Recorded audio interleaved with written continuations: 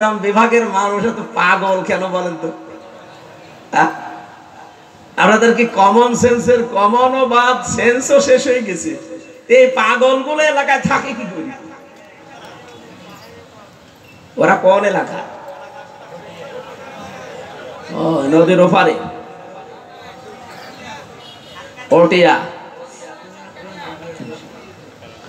এগুলো এরা টিকে থাকে কি করে আপনাদের সামনে? আমার তো জ্ঞানে ধরে না।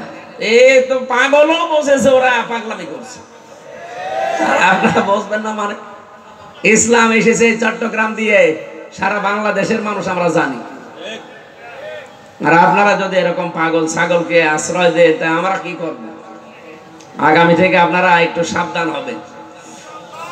প্রকাশ্য শিরিক করে কবরের কাছে যে বলে কলম পড়িয়ে দিন, এইরকম পাগলামি করলে একটা বদনাম হয়ে যায় চট্টগ্রাম বিভাগে। আল্লাহ এই বিভাগকে যেন শিরিক আর বেদাত থেকে বাঁচান। 50টা বছর কোরআনের পাখি এই চট্টগ্রামে শ্রম দিয়ে গেল শিরিক আর বেদাতের বিরুদ্ধে। বলেন, আমি 3টা বছর আল্লাহর এই ওলির সাথে ছিলাম। আমরা ওলি খুঁজে পাই না, ওলি তো ওইগুলো। আমার সাথে মাত্র 10 মিনিট দেখা হয়েছিল হাসপাতালে যেদিন ছিলাম ওই দিন। 3 বছরের ভেতরে দেখা নেই। অথচ পাশের এটা খালি প্রাচীর দেওয়া ছিল আমাদের মাঝে। উনি 1 নম্বরে, আমি 4 নম্বর। উনি আমার শেষ কথা এতটুকু বলেছিলেন, হামজা, চট্টগ্রাম আর খুলনায় যদি বের হয়ে যেতে পারো, মানুষকে জানাবা কোরআনের কথা বলতে কোনোদিন আমি পিছপা হইনি। এই জন্য চট্টগ্রামের মানুষেরা তাকে বেশি ভালোবাসে। আমি যেটা বলতে চাই এখান থেকে, নবীজি যদি বলতেন আজকের এই ময়দানে আমি বিদায় নিয়ে গেলাম শুধু আবু বকর আর ওমর ওসমান, আমার মেয়ে আছে ফাতেমাতুজ জোহরা, নাতি আছে হাসান হোসাইন, এদেরকে রেখে গেলাম, মেনে নিলে জান্নাত পেয়ে যাবা, কোনোদিন দুঃখ কষ্ট পাবা না, বলেন নাই? বাংলাদেশে বহু দরবার থেকে আমরা শুনি উনি মারা যায় আর মরতে দেরি, চেয়ারে ওনার বড় ছেলে নাই, বড় কেউ বসে বলে এটা পীর, গদ্দিনাসীন পীর। ওটা গদ্দিনাসীন শয়তান, এটার নাম ইসলাম না। বিশ্বনবী কোনদিন এ কথা বলেন না যে আমি ইন্তেকালের পরে আমার মেয়ে ফাতেমা চেয়ারে বসবে, তোমরা তাকে মেনে নিও। বলতে পারতেন না? কি কেউ নিষেধ করতো না? হযরত ওমর যদি বলতেন আমার ইন্তেকালের পর আমার ছেলে আব্দুল্লাহ ওমর ও বসবে এখানে, কেউ নিষেধ করতো না, কারণ যত যোগ্যতা থাকা সব যোগ্যতা হযরত আব্দুল্লাহর ভেতর ছিল। এরপরেও তিনি বলেন না যে আমার ইন্তেকালের পরে আমার সন্তান আব্দুল্লাহ ইবনে ওমর বসবে। তিনি বলেছিলেন আমার ছেলে যেন না বসে, সাহাবীদের ভেতরে যাকে পারো তাকে বসিয়ে নিও, যোগ্যতা সম্পন্ন যারা আছে পরামর্শের ভিত্তিতে তাকে বসাও, কিন্তু আমার ছেলে যেন না বসে, কারণ আমার পরে কথা উঠতে পারে দুনিয়াতে ওমর মরে গেছে কিন্তু নিজের ছেলেকে চেয়ারে বসিয়ে গেছে। তারা কি ইসলাম মানতো আর আপনি কোন ইসলাম মানেন? এখান থেকে তো কিছু নেওয়া যায় না। সারা জীবন শুনেই গেলাম যে এইটা ইসলামে নেই, আর বড় দেখি অনেক কিছু এর বাইরে, তাদেরকে আপনি মেনে চলেন। আরে ভাই, আপনি আওয়ামী লীগ, বিএনপি, জাতীয় পার্টি, জামাত, জাসদ করেন, আমি নিষেধ করছি না, কিন্তু দেখা লাগবে এটার সাথে ইসলাম আছে কিনা। বিশ্ব নবী কোনদিন যদি এ কথা না বলে যে আমার ইন্তেকালের পর আমার মেয়ে বসবে চেয়ারে, হযরত ওমর যদি না বলে, তাহলে এইরকম নিয়ম নীতির বাইরে যারা দল চালাচ্ছে ওই দলে কোনো মুসলমানের থাকা ঠিক? বলেন, আপনি মরে যান আপনার ছেলে চেয়ারম্যান হবে, ওই চেয়ারে বসবে, আপনি মরে যাবেন আপনার মেয়ে হবে চেয়ারপারসন। কোথায় পেয়েছেন ভণ্ডামি? যে দলের প্রথমে ইসলাম নেই ওই দলে আমি থাকতে পারি? বলেন। হ্যাঁ, এই দেশে প্রায় 73টার উপরে দল এখন আছে। আপনি রাগ করেন আর খুশি হন, আমি সত্য কথা বলবো, মাত্র একটা দলে আমি পেয়েছি এই নিয়মটা নেই। উনি মরে যাবে, ওনার ছেলে বসবে চেয়ারে, জীবনও না। আপনি দেখান এই দেশে যতগুলো দল আছে, সে জেনারেল বলেন আর ইসলামী বলেন, প্রত্যেকটাই ওই রাজতন্ত্র কায়েম করা। উনি মরে যায়, ওনার বাবা বসবে, ওনার ছেলে বসবে, ওনার মেয়ে বসবে, মনে হচ্ছে দেখে বাপ দাদা রেস্টি করা। কিন্তু একটা দলের ভেতরে এইটা নেই। আর কথা বলেন না কেন? সে যে হোক,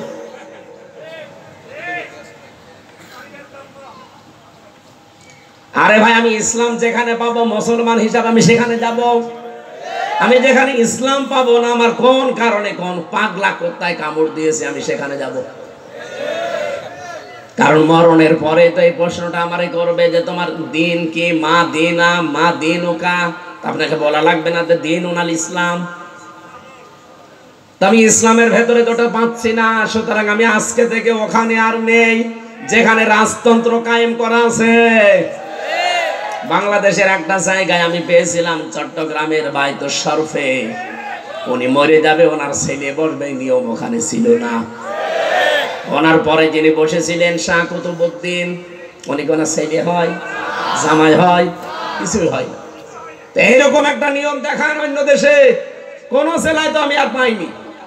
যেখানে যাই সেখানে দেখি উনি মরে যায়, ওনার ছেলে গদ্দিনে শিল্পীর। কেন ওই দলে আর লোক নেই? কত যোগ্যতা সম্পন্ন লোক আছে, তাদেরকে দেন না কেন? আমি নাম নিলাম না, এরকম পীরের দরবার দেশে আছে না? আপনি এরপরও না বোঝার ভান করে থাকেন, আপনাকে কোরআন শরীফ দিয়ে, বুখারী শরীফ দিয়ে হবে না, বাকারি শরীফ লাগবে। আশা করছি আপনি বুঝে ফেলেছেন। তাহলে এখন থেকে আমরা কোরআন হাদিসের বাইরে আর যাব? যে দলে এরকম রাজতন্ত্র নেই, সেই দল যদি আমার পছন্দ নাও হয়, সেখানে যাওয়া লাগবে। কারণ আমার সামনে আর একটা জগৎ আছে, নাম কি? আখিরাত। নাম কি? কোরআন থেকে মুসলমানেরা যতটুকু নিতে পারছে ততটুকু উপকার পাচ্ছে, যতটুকু মানুষ নিতে পারছে ততটুকু কল্যাণ পাচ্ছে। 3 নম্বরে পৃথিবীতে সবচাইতে বেশি কল্যাণ পাবে, উপকার পাবে হুদাল লিল মুত্তাকিন। সুবহানাল্লাহ বলতে পারেন না? এই পৃথিবীতে সবচাইতে বেশি কল্যাণ পাবে কোরআন থেকে কারা? পরিপূর্ণভাবে যদি কল্যাণ উপকার আপনি পেতে চান, যদি পরিপূর্ণ হেদায়েত পেতে চান, আপনাকে মুত্তাকি হওয়া লাগবে। এখন হেদায়েত পাবে কারা? কোরআনে কারীম এখানে 5টা গুণের কথা দিয়েছেন। আপনি আন্দাজে দাবি করলেই হেদায়েত পেয়ে যাবেন না। এই বাংলাদেশ সহ, ভারত সহ, পাকিস্তান সহ আমরা দেখেছি এই এলাকার মানুষগুলো অধিকাংশ খালি লেবাসে তাকওয়া খোঁজে। বিশাল বিশাল পোশাক গায়ে দিলেই মনে হয় যে বিশাল বুজুর্গ হয়ে গেছে। ওটা বুজুর্গ না, ওটা বেজিরগু। বেজি বোঝেন? মুরগি ধরে, বেজি পায়খানা করলে মানুষ বলে বেজিরগু। ও বুজুর্গ হয়েছে না বেজিরগু? বুজুর্গ হওয়ার জন্য কিছু কাজ আল্লাহ দিয়েছেন সূরা বালাদের ভেতরে। হেদায়েত আপনি কিভাবে পাবেন, কি কি করলে আপনি হেদায়েতের উপরে থাকতে পারবেন, আপনি ডানপন্থী হতে পারবেন, আপনি সফল হতে পারবেন। সূরা বালাদের 11 থেকে 18 নম্বর আয়াত পর্যন্ত বাড়ি যেই মিলাবেন, আল্লাহ পাক বলেন ওয়াহাদাইনাহুন নাজদাইন ফালাকতাহামাল আকাবাতা ওয়া মা আদরাকা মাল আকাবা ফাকুরাকাবা। সুবহানাল্লাহ বলতে পারেন না? বলবেন কি করে? আপনি তো বোঝেন না যে কি বললাম। আরবিতে বলেছি এই জন্য বোঝেন না, এটা এবার বাংলা বলছি। এখানে হেদায়েতের 2টা রাস্তার কথা বর্ণনা দিচ্ছেন। গিরিপথের বর্ণনা উদাহরণ দিয়েছেন আল্লাহ। গিরিপথ, হে নবী আপনি কি জানেন এই গিরিপথ আকাবা কি? ফাকুরাকাবা। তার প্রথম হচ্ছে এই পৃথিবীতে কেউ যদি সফল হতে চায়, হেদায়েত পেতে চায়, জান্নাতে যেতে চায়, তার জীবনে প্রথম কাজ আপনি দেখতে পাবেন সে দাস মুক্ত করার জন্য চেষ্টা চালাচ্ছে। আর আমরা বাংলাদেশে দেখি, এদেশে যারা ইসলাম নিয়ে রাজনীতি করে তারাই শুধু মানুষকে মানুষের দাসত্ব থেকে মুক্ত করার জন্য চেষ্টা চালায়। বলেন, অন্য যারা আছে সবাই চায় মানুষ মানুষের দাসত্ব করুক, আমার গোলাম হয়ে থাক। কিন্তু ইসলামী রাজনীতি যারা করে, বিশেষ করে একামতে দিন যারা কায়েম করতে চায়, আপনি তাদের সব কিছুর টার্গেটই দেখবেন এইটা, যে মানুষের দাসত্ব থেকে কি করে মুক্ত করে মানুষ আল্লাহর দাসত্ব করে। আপনি সফল হতে চাইলে এটা করা লাগবে। এখন যদি বলেন না হুজুর এটা তো জামাত ইসলামের দিকে যাই, তা আমি করবো কি? আমি কি কোরআন থেকে আয়াত বাদ দিতে পারি? আমাকে অ্যাডভার্টাইজ করার জন্য আপনারা নিয়ে এসেছেন, আমি অ্যাডভার্টাইজ কোরআন দিয়ে করছি। এখন যেদিকে যাই আমার কিছু করার নেই। এটা যদি আওয়ামী লীগের যদি যেত, আমি আওয়ামী লীগের নাম বলতাম। যেহেতু যাচ্ছে না, তারা আরো মানুষকে দাস করে রেখেছিল। আর দাস থেকে মুক্ত করে যারা আল্লাহর গোলাম বানাতে চায় তাদের দিকে দুই আয়াত যাবে। 2 নাম্বারটা বলি, ও আপনাদের সাড়া নেই, তার মানে আপনারা শুনতে চাচ্ছেন না। 2 নাম্বারটা বলি, ফাক্কুর রাকাবা আল্লাহ শেষ করে দেননি, আও ইতআমুন ফি ইয়াউমিন যী মাসগাবা। রব্বুল আলামিন বলেন 2 নম্বরে, আও ইতআমুন ফি ইয়াউমিন যী মাসগাবা। এই দুনিয়ায় যারা অভাবী মানুষদের অভাব অনটন এগুলো দূর করার জন্য যারা এগিয়ে যায়, দুর্ভিক্ষে যখন মানুষ পড়ে, যখন বন্যা কবলিত হয়ে পড়ে, ওই জায়গায় যারা সব চাইতে আগিয়ে যায়, এই মানুষগুলো সামনে আমি আল্লাহ বললাম সফল হবে। আপনি আগস্টের 5 তারিখের পরে বন্যা দেখেছিলেন, দেখেননি? আপনি বলেন তো এই দেশে 18 কোটি মানুষের কতগুলো সংগঠন, কোন সংগঠন মানুষের দুয়ারে দুয়ারে এগিয়ে গেছে? আমি দেখতে পাই যাদের নাম, তাদের নাম বলবো না, আপনার নাম বলবো। তারা নিজেরা চলতে পারে না, কিন্তু টাকা কালেকশন করে কোথায় চলে গেছে? সাতক্ষীরায়, কোথায় কুড়িগ্রাম, নোয়াখালী, ফেনী লাইনে এসেছিল। কত কঠিন অবস্থা তারা পার করে, অথচ নিজের বাড়িতে চুলায় আগুন চলে না। আমি তো আমিরে জামাত ডাক্তার শফিকুর রহমানকে দেখেছি, তার বাড়ি কোথায়? মৌলভীবাজার, সিলেট। সেখান থেকে চলে এসেছে ফেনী, সেখান থেকে নোয়াখালী, এই হাতিয়ার ময়দানে এসে এই কোমর পর্যন্ত পানিতে নেমে নেমে মানুষের বাড়ি এই খাবার পৌঁছিয়ে দিয়েছে। এইটার সাথে যাদের জীবন মেলে, তাদের নাম বললে যদি আপনার রাগ হয়, তা আপনি নিজের জীবন মিলান না কেন? আপনারে তো পাওয়া যায় না কোনোদিন। আমি তো ঠিক সে এসি রুমে বসে আছেন। 3 নাম্বারটা বললে সমস্যা। দুর্ভিক্ষের সময় যারা মানুষের কাছে এগিয়ে যায় এরা সফল হবে। ঘোষণা কার? আল্লাহ পাকের পরে বলেন, ইয়াতীমান যা মাকরাবা, যারা নিকট আত্মীয়র ভেতরে ইতিম অসহায় আছে, হে নবী আপনি দেখবেন তারা তাদের সাহায্যে এগিয়ে যায়। কত মানুষ এখানে বসে আছে, নিজের বোন গরিব মানুষ, পরিচয় দিতে চায় না, আর ধর্ম আত্মীয় বানিয়েছে সেই চট্টগ্রামে, এখান থেকে মাসে 3 বার করে যায়। এরকম মানুষ দেশে নেই? আপনি জীবনেও সফল হতে পারবেন না, হেদায়েত তো দূরের কথা, আর জান্নাত তো কপালে আপনার নেই। আপনি যদি সফল হতে চান, হেদায়েত পেতে চান, জান্নাতে যেতে চান, নিজের আত্মীয় স্বজনের ভেতরে যদি এতিম অসহায় কেউ থাকে, অবশ্যই এই যে মাকরাবা, নিকট আত্মীয় যারা আছে, এই মানুষগুলোর অভাব অনটন দূর করার জন্য আপনি খোঁজ খবর নেবেন, সাধ্য মতো সেখানে দেবেন। কিন্তু পরিচয় আপনি দিতে চান না, আপনি সফল হতে চান। 4 নাম্বারটাই আছে, আও মিসকিনান যা মাতরবা, তরব থেকে এসেছে মাতরবা, যারা ধনী মলিন অসহায়, এমনকি যারা দুনিয়াতে কাজ করতে করতে নিজের চেহারার ভেতরে সাফ তৈরি করে ফেলেছে, এই মানুষগুলোর কাছে যারা এগিয়ে যায়।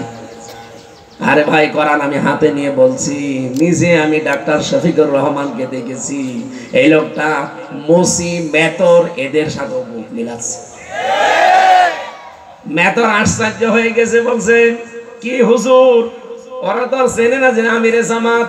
কি হুজুর, আপনি আমার মতো মানুষের সাথে বুক মিলাতে চান?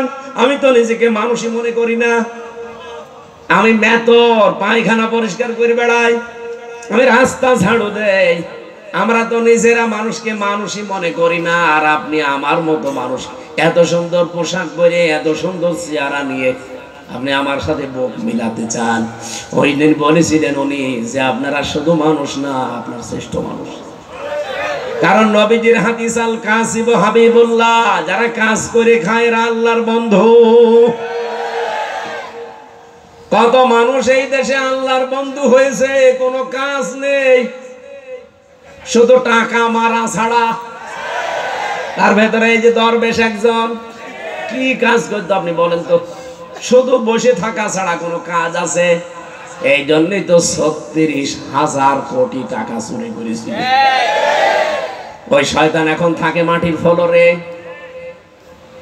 আর দেখেছেন মাথার চুল থেকে একেবারে পা পর্যন্ত, স্যান্ডেল পর্যন্ত সাদা, আর ভেতরে পোড়াটা কালো। আমি যেই কন্ডেম সেলে থাকতাম, আমার একটা পাতলা কম্বল দিয়েছিল, আর ও শুনলাম যে থাকে ফ্লোরে। ওর কম্বল দেওয়ারও দরকার নেই, দরকার ওর যা আছে সব খুলে দিন, পড়ে থাক। যত টাকা চুরি করেছে ওর তো সব কেটে ফেলা দরকার, হাত পা যত ছোটখাটো জিনিস আছে সব। ওর কোনো কিছু রাখা দরকার, কারণ টাকা চুরি করলে যদি 10 টাকার উপরে যায়, 10 দিরহামের, যদি অভাবে না হয়ে স্বভাবে হয়, হ্যাঁ আবার বলছি, কেউ যদি চুরি করে ওটা যদি 10 দিরহামের উপরে হয়, আর ওটা যদি অভাবে না হয়ে স্বভাবে হয়, তাহলে তার হাত কাটা লাগবে। ও কি 10 দিরহাম? ৩৬,০০০ কোটি টাকা। ওর তো 1 হাত না, 2 হাত না, 2 পা না, আরো যা আছে সব কাটা লাগবে না? ওরে এখনো জীবিত রেখে দিয়েছে। আর আপনাদের এই চট্টগ্রামের একজন 620টা বাড়ি বানিয়েছে, অত সব ওর বাবার টাকা। আপনি চিন্তা করেন তো, 620টা বাড়িও কবে থাকবে? আমার বাবার একটা বাড়ি, তাই আমি থাকতে পারি না, আরো 620টা বাড়ি বানিয়ে এখন থাকতে পারছে? একটা বাড়িও থাকতে পারে না। বাইরের দেশগুলোতে যে দেখে শয়তানরা হোটেলে থাকে। ওই সাহেব পাড়া বানিয়েছে, কেউ বানিয়েছে যে বেগম পাড়া, কিন্তু থাকতে পারে না, থাকে সব ভয় ভয় হোটেলে থাকে। হোটেল থেকে নেমে যদি দেখি বসে আছে, কি এখানে কি? আমি এই জেল থেকে বের হয়ে গিয়েছিলাম একবার মালয়েশিয়া, সিঙ্গাপুর, যে দেখি হোটেলে বসি, হোটেলের নিচে বসে আছে 2 শয়তান পরিচিত। কি এখানে? বলছে হুজুর আমরা আগেই পালিয়েছি। আগেই পালালেন কেন? এমন কাজ কেন করলেন যে পালানো লাগবে? বলছে ভুল করে ফেলেছি, দোয়া করেন। এখন দোয়া? এখন তো মুখ দিয়ে আসলে বড় দোয়া আসবে। প্রায় 35 লাখ যুবক বেকার এই দেশে। ওরা যা টাকা পাচার করেছে এই 15.5 বছরে, টাকাগুলো যদি দেশে থাকতো, কর্মজীবন যদি তৈরি করে দিতে পারতো, একটা মানুষও বাইরের দেশে যে রুটি বানাতো না, পায়খানা সাফ করতো না, রাস্তা ঝাড়ু দিত না। এই যে মাহফুজ ভাই আমার সাথে ছিল, জিজ্ঞাসা করেন মালয়েশিয়া যে এই দেশের মানুষেরা রুটি বানাচ্ছে, পায়খানা সাফ করে, রাস্তা ঝাড়ু দেয়। তারপর ওখানে বৈষম্য থেমে আছে। এমনি কি বৈষম্য বিরোধী আন্দোলন হয়েছে? আমরা যেখানে 2 জন মিলে থাকতাম, ওখানে মালয়েশিয়া শহরে আমপাঙে, ওই জায়গায় এই জামাটা সেলাই করতে গেলাম। যে দর্জির কাছে, ওর বাড়ি বাংলাদেশের ওই যশোরে। বললাম যে ভাই আপনার কত টাকা খরচ হয়েছে এখানে আসতে? যে 7.5 লাখ। এই যে পাশে যে লোকটা কাজ করছে, এর বাড়ি কোথায়? পাকিস্তানে। ওর কত খরচ হয়েছে? ওর খরচ হয়েছে 2,20,000। আর ওর পাশে যে আরো 2 জন কাজ করছে, ওদের খরচ হয়েছে 1,20,000। আর ওর পাশে একজন থাইল্যান্ডের আছে, ওর খরচ হয়েছে 30,000। 30,000, 1,20,000, 2,20,000, আর আমাদের 7.5 লাখ। এই যে 6 জন 5 জন মিলে দোকানটা চালাচ্ছে, সবার উপায় প্রতি মাসে 80,000 টাকা প্রত্যেকে। এখানে বৈষম্য হয়নি? আরে ভাই থাইল্যান্ড নাই, বাদ দিলাম, তাদের বর্ডার আছে, ঠিক আছে, 30,000-এ তারা গেল। পাকিস্তান, বাংলাদেশ, ভারত, এই 3টা রাষ্ট্র তো পাশাপাশি থেকে আমাদের যাওয়া লাগে মালয়েশিয়া। আমাদের কেন 7.5 লাখ লাগবে আর ওদের 1,20,000 লাগবে বলেন? উপায় তো ঠিকই, আমরা সবাই 80,000-ই করছি। এখন এই টাকাগুলো নিল কে? প্লেন ভাড়া তো খুব বেশি হলো, ভারত থেকেও যা লাগবে আমার এই বাংলাদেশ থেকেও তাই লাগবে। এক কথা বলছে না কেন? খরচ তো অন্তত ওদের যদি 1,20,000 হয়, তা আমারও তো 1,20,000 হওয়ার কথা। ওর যদি 2,20,000 হয়, আমার খুব বেশি হলেও 2,20,000 লাগবে। কেন সেখানে 7.5 লাখ? এই টাকাগুলো সব এই দরবেশ সালমান এফ রহমান আর হাসিনার ছোট বোন রেহেনা আর একজন মন্ত্রীর নাম বললো, এই 3 জন সিন্ডিকেট করে খায়। যেখানে খুব বেশি হলো 1,20,000 খরচ শেষ, সেখানে 7.5 লাখ। আরে ভাই, 7.5 লাখ খরচ করে যদি ওদের চাইতে অন্তত 7 ডবল টাকা বেশি উপায় করতাম, তাও তো বুঝ দিতে পারতাম। সবার উপায় 80,000, খরচ আমার 7 ডবল বেশি। এই কাজগুলো যারা করলেন, আপনাদেরকে আল্লাহ শান্তিতে রেখেছে? কি করলেন আপনি? এখন নিজের বাড়িতেও থাকতে পারেন না, ওই বাড়ি বানিয়েছিলেন যা বাইরে, ওগুলোও থাকতে পারেন না। মাঝখান থেকে আমাদের বিপদে ফেলে দিয়ে গেলেন। এই দেশটাকে এখন দাঁড় করানোর জন্য চেষ্টা চলছে ডক্টর মোহাম্মদ ইউনূসের মাধ্যমে। আপনাদের চট্টগ্রামের সন্তান না, ওনার দ্বারা কি হবে না হবে আমি জানি না, কিন্তু দোয়া করি লোকটা যেন আরো কিছুদিন থাকে। দেশটাকে দাঁড় করাতে বিশেষ করে আমাদের এই প্রতিবেশী যারা আছে, এদের কবল থেকে মুক্ত হওয়ার জন্য ওনার মতো একটা মানুষ দরকার ছিল। তাছাড়া অন্য কেউ আসলে এখানে টিকে থাকতে পারতো না। এমন প্রতিবেশী আমরা পেয়েছি। আজকের তেলাওয়াত কিন্তু আয়াতে প্রতিবেশীদের নাম আছে। এখন যদি বলেন মোদি এই নামটা আছে, হ্যাঁ আছে, আপনাকে আমি দেখাচ্ছি। তাহলে সফল হওয়ার আমরা যে গুণগুলো বলছিলাম, আরো কয়েকটা আছে। আমি কি শেষ করবো এটা? না, এই আয়াতটা শেষ করি। সুম্মা কানা মিনাল্লাযীনা আমানু ওয়া তাওয়াসাউ বিস-সাবরি ওয়া তাওয়াসাউ বিল মারহামা। তাদের আরো কিছু গুণ আছে। এই মানুষগুলো ইমানদার হবে এবং সবরের ধৈর্যের দ্বারা একে অন্যকে উপদেশ দেবে। নিজেদের ভেতরে রহম দিল হবে, রহমের দয়াময় হওয়ার জন্য তারা পারস্পরিক একে অন্যকে উদ্বুদ্ধ করবে বা উপদেশ দেবে। আমরা এই 5টা গুণ যাদের ভেতরে বাংলাদেশে পাবো, তাদের সাথে থাকবো, কারণ আল্লাহর নির্দেশ। তারা সফল কাম, তারা হেদায়েত প্রাপ্ত। কোরআন থেকে এই হেদায়েত গুলো যারা নিতে পারে, আল্লাহ যে 3টা ধারাবাহিক দিলেন, 3টা বিষয়। 1 নম্বরে হুদাল লিন-নাস, 2 নম্বরে হুদাল লিল মুসলিমিন। এটা সূরা নাহলের ভেতরে পাবেন, 90-89 নম্বর আয়াতে আছে, শেষের দিকে। 3 নম্বরে সূরা বাকারার 2য় আয়াতে হুদাল লিল মুত্তাকিন। সেই কোরআন যেহেতু সবার জন্য হেদায়েতের বাণী নিয়ে এসেছে, মানুষ হিসাবে, মুসলিম হিসাবে, মুত্তাকি হিসাবে আমরা কে কতটুকু কোন পর্যায়ে যাব, সেটার উপরে নির্ভর করছে কোরআন থেকে উপকার পাওয়া না পাওয়া। আল্লাহ আমাদের পুরো মুত্তাকি হয়ে আজকের যে তেলাওয়াতকৃত আয়াত আছে, এখান থেকে কিছু নিয়ে যাওয়ার তৌফিক দেন, বলেন আমিন। সূরা মায়েদা 82 নম্বর আয়াত আমরা পড়েছি। বর্তমান প্রেক্ষাপট সামনে রেখে আমি কথা বলার জন্য আয়াতটা পড়লাম, নয়তো আমি অন্য আয়াত পড়তে পারতাম। এবার ঠেকা রাখো। এখানে মাগরিবের আযান হবে, নামাজ পড়ে তারপর বাড়ি যাবেন। বসেন। এমনি ভালো লাগছে না এই মনে করে যদি চলে যান, আপনার ইমানের সমস্যা আছে। কারণ আমি কি আমার বাবার কথা বলছি না আল্লাহর কথা? বলেন। হ্যাঁ, কোনো প্রয়োজন যদি থাকে, প্রসাব পায়খানা আর বিড়ি খেতে চান, তাহলে যান না, যাক, বিড়ি খেয়ে আবার চলে আসবেন।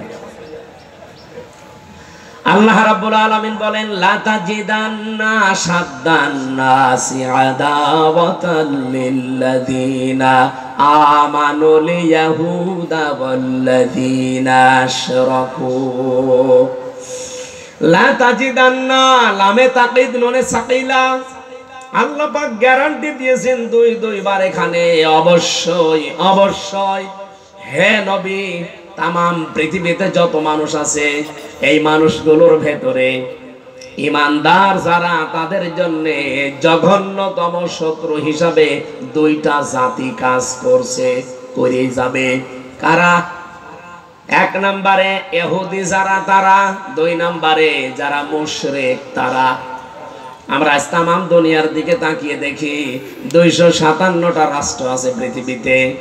সবচাইতে বেশি জঘন্যতম শত্রু হিসাবে এখন কাজ করছে মুসলমানদের বিরুদ্ধে একটা ইহুদি আর একটা মুশরিক। এই আয়াতটা কত বাস্তব দেখেছেন। এই যে ইহুদিরা শুধু এখনই আমাদের উপরে অত্যাচার করে, জুলুম নির্যাতন হত্যা করে তা না, একেবারে শুরু থেকে এরা আমাদের শত্রু। আল্লাহ রাব্বুল আলামিন বলেন, ইয়া বানি ইসরাঈল আযকুরু নি'মাতি আল্লাতী আন'আমতু আলাইকুম ইলা আখির আয়া। হে বনি ইসরাইল, স্মরণ করো ওই সময়ের কথা যে নিয়ামতগুলো আমার আল্লাহ তোমাদের উপরে দিয়েছিলেন, ওগুলো একটু একটা একটা করে স্মরণ করো। আমরা তো এই জামানায় আয়াতটা মিলিয়েছি এভাবে, এই যে ফিলিস্তিন, গাজা, রাফা, যাদেরকে আস্তামা তামা বানিয়ে দিয়েছে এই নিকৃষ্ট মানুষগুলো, অথচ 1940 সালে এই মানুষগুলো খালি পায়ে খালি গায়ে তাদের সামনে দাঁড়িয়েছিল। তামাম পৃথিবীর কেউ তাদেরকে নিতে রাজি না। ফিলিস্তিনের এই মুসলমানগুলো ইমানের দাবি পূরণ করার জন্য বলেছিলেন থাকেন। আমরা যেমন আজ আপনাদের এই যে কক্সবাজারে রোহিঙ্গাদের আশ্রয় দিয়েছেন ইমানের দাবিতে, মানবতার দাবিতে, তারা 1940 সালে ওইটার জন্যই দিয়েছিল। এটা কি করলো তারা? আজ নিজেদের জন্মভূমি থেকে তাদের গাছ বিতাড়িত করে নাই, শুধু আজকেও তারা 32 জন মেরেছে। এমনকি রাফার গাজা পুরা তামা বানিয়ে ফেলেছে। এর জন্য যে সমস্ত মানুষগুলো দায়ী, তার এক নম্বরে ওই দেশের এই ইসরায়েলের প্রধানমন্ত্রী, এই অবৈধ মানুষটা। আল্লাহর নবীর একটা হাদিস আমি পড়ছিলাম গত কয়েকদিন ধরে, আমার খুব এটা আন্দোলিত করছে। হযরত আবু যর রাদিয়াল্লাহু তাআলা আনহু থেকে বর্ণিত এটা। আন আবি যর রাদিয়াল্লাহু তাআলা আনহু قال قال النبي صلى الله عليه وسلم من ادعى ما ليس له فليس منا وليتبوأ مقعده من النار। মুসলিম শরীফের হাদিস। নবীজি বলেন, কোন জিনিস যদি তোমার আয়ত্তে নেই, সেটার মালিকও তুমি না, ওটা যদি জোর জোর জবরদস্তি করে নিজের দখলে নিয়ে নাও, দুইটা শাস্তি তুমি নিজের উপরে আপতিত করে নিলে। এক নম্বরে ফালাইসা মিন্না, ওই মুহূর্ত থেকে তুমি আমার উম্মত যদি থাকতে এর আগে আমার উম্মত থেকে বের হয়ে গেলে। দুই নম্বরে ওয়াল মাকাদাহু মিনান নার, তোমার স্থান তুমি নিজে জাহান্নামে করে নিলে। এই হাদিসের ভেতরে আমরা দুইটা শব্দ পেলাম, ফালাইসা মিন্না আল ওয়ালিয়াতাবাওয়া মাকাদাহু মিনান নার। একটা যদি ইহুদির ক্ষেত্রে খাটে, খ্রিস্টানদের ক্ষেত্রে খাটে, মুশরিকদের জন্য খাটে, কারণ তারা জোর জবরদস্তি করছে। কি কথা বললেন না কেন? ইহুদিরা জোর জবরদস্তি করে দখল করে নিচ্ছে, ওরা তো জাহান্নামে যাবে, মাস্ট বি যাবে। এই হাদিস কি মিথ্যা হতে পারে? আমাদের এই যে পাশের যে দাদা বাবুরা, আমাদের পূর্বপুরুষদের দিয়ে যাওয়া কত সম্পদ দ্বারা মুসলিম বিভিন্ন জায়গায় দান করে গেছে। আর এই শয়তান, এই মুশরিকরা, এখন এই উগ্রপন্থী হিন্দুরা, এখন তারা নতুন আইন তৈরি করে মুসলমানদের সেই সম্পদগুলো ওয়াকফ আইন তৈরি করে সব নিজেদের দখলে নিয়ে নিচ্ছে। তার মানে এই মুশরিকরা, ইহুদিরা, এরা জাহান্নামের অধিবাসী, এতে কোনো সন্দেহ। শুধু এরাই। এবার প্রথম অংশটা দেখবেন না, ফালাইসা মিন্না। ফালাইসা মিন্না মানে